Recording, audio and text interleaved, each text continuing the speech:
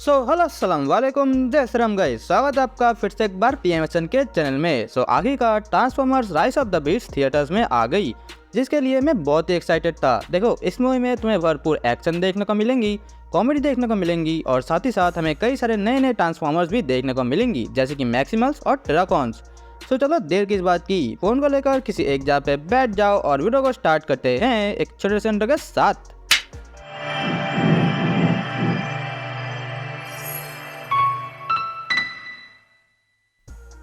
आओ सबसे पहले हम इस मूवी के स्टोरी को थोड़ा सा जान लेते हैं, एकदम थोड़ा सा। सबसे पहले हम इस मूवी में देखते हैं कि एक अनजान प्लेनेट पर बहुत सारे मैक्सिमल्स होते हैं और उन सभी मैक्सिमल्स के ऊपर टेराकॉन्स की टीम हमला कर देती है।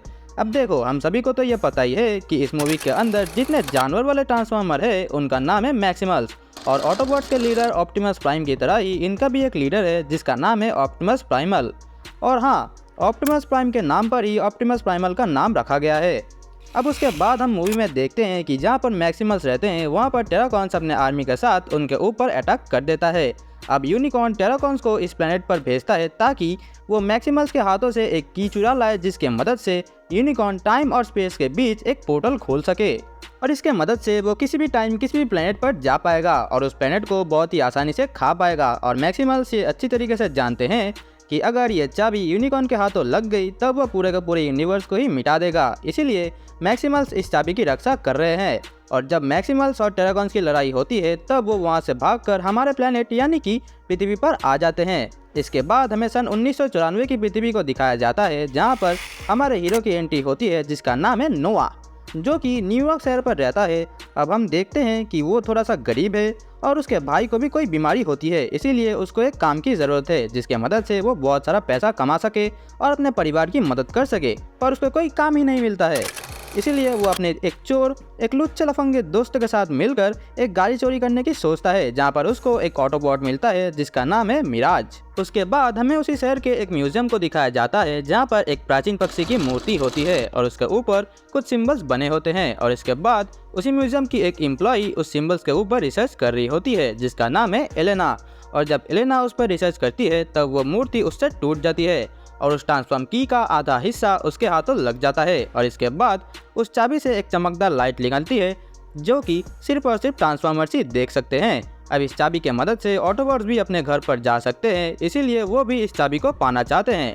उसके बाद ऑप्टिमस प्राइम सारे ऑटोबॉट्स को इसी काम पर लगा देता है। उसके बाद हम देखते हैं कि नोआ मिराज को चोरी करने की कोशिश करता है, पर तभी मिराज को ऑप्टिमस प्राइम का ऑर्डर मिलता है और वो नोआ को अपने अड्डे पर ले आता है। और अब ऑटोबॉट्स चुपके से उस चाबी को लेने की प्लान बनाते हैं, पर वो ऐसा नहीं कर सकते, इसीलिए वो नोआ को भी अपने टीम में शामिल करते हैं।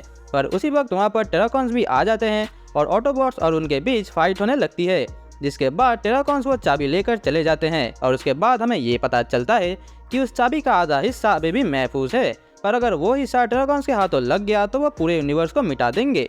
इसलिए वो सारे ट्रांसफॉर्मर्स यानी कि ऑटोबॉट्स और मैक्सिमल्स उस चाबी के दूसरे हिस्से को ढूंढने जाते हैं। और देखो, आई थिंक मुझे ये लगता है कि इसके बाद की कहानी तुम्हें खुद इस मूवी को देखकर पता करनी चाहिए, वरना मूवी को देखने में कोई भी मजा तुम्हें नहीं आएगा।